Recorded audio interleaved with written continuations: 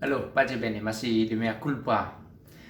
Kemarin ada yang bertanya soal pengalaman masuk seminari. Saya tidak tahu apakah di antara yang mendengar ini ada yang mau masuk seminari, atau ada anaknya yang mau masuk seminari, atau ada yang sudah pernah keluar dari seminari, atau mungkin setelah menonton video ini bercita-cita masuk seminari.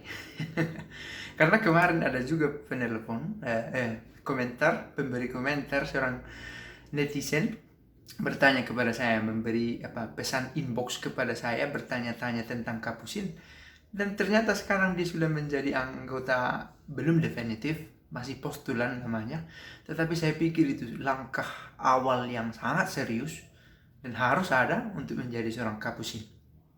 Ya, dan saya bersyukur juga ternyata meskipun hanya seorang saja yang sudah mendengarkan dan akhirnya masuk, saya pikir bergunalah sedikit mea culpa ini, begitu ya.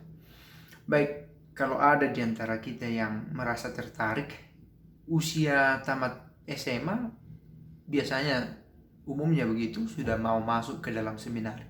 Meskipun ke seminari menengah setamat SMP sudah bisa juga. Apalagi di daerah Flores, ada teman saya top di Mataloko, tamat SD sudah bisa masuk ke seminari minor, masuk SMP, lalu SMA-nya juga di seminari itu, lalu akhirnya melanjut entah ke diosesan atau ke kongregasi. Oke, mungkin ada yang pernah mendengar banyak juga yang keluar katanya. Kita tidak mau fokus pada yang keluar, kita tidak harapkan itu. Tetapi jangan-jangan kalau kamu masuk atau anak-anaknya masuk, dia yang lolos terus dan lulus. Karena tidak semua yang lolos itu lulus. Ada juga yang sebenarnya lulus tapi tidak lolos. Maka serentak lolos dan lulus, dan akhirnya bisa meneruskan perjalanan panggilannya. Oke, sekali lagi tidak bisa juga dipaksakan karena tidak juga cukup keputusan pribadi. Ada orang tua yang sangat obsesif, ya, ingin anaknya masuk, tetapi anaknya sendiri merasa terpaksa. Ada yang anaknya sangat terdorong untuk masuk seminari, tetapi orang tuanya tidak mengizinkan. Atau kalaupun mengizinkan hanya untuk sekedar mencari ilmu pengetahuan di seminari. Meskipun saya pikir konsep itu tidak begitu cocok untuk saat ini karena pendidikan di luar seminari pun sudah sangat menggeliat sekarang. Tetapi memang di seminari pendidikan itu saya lihat ya, diupayakan untuk balance, tidak melulu untuk cerdas, tidak juga hanya memperhatikan ilmu-ilmu kognitif menghafal, tetapi sebisa mungkin dibuat balance. Di seni ada, di olahraga ada, dan tentu di spiritualitas juga ada. Maka kalau ada niat di dalam diri penonton ini yang saya sekarang sedang menonton untuk masuk seminari, bagus untuk diteruskan niat itu. Jangan sampai suatu waktu menyesal bahwa wah, seandainya dulu saya mau masuk seminari.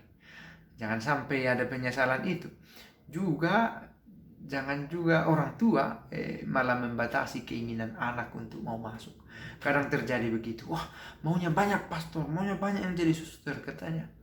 Dengan satu syarat, asal jangan anakku. Ada banyak pernyataan-pernyataan seperti itu juga. Ya, ini akhirnya juga menuntut pengorbanan pemberian diri bukan hanya dari pihak si calon seminaris atau calon suster, tetapi juga dari orang tua atau keluarga untuk mengizinkannya.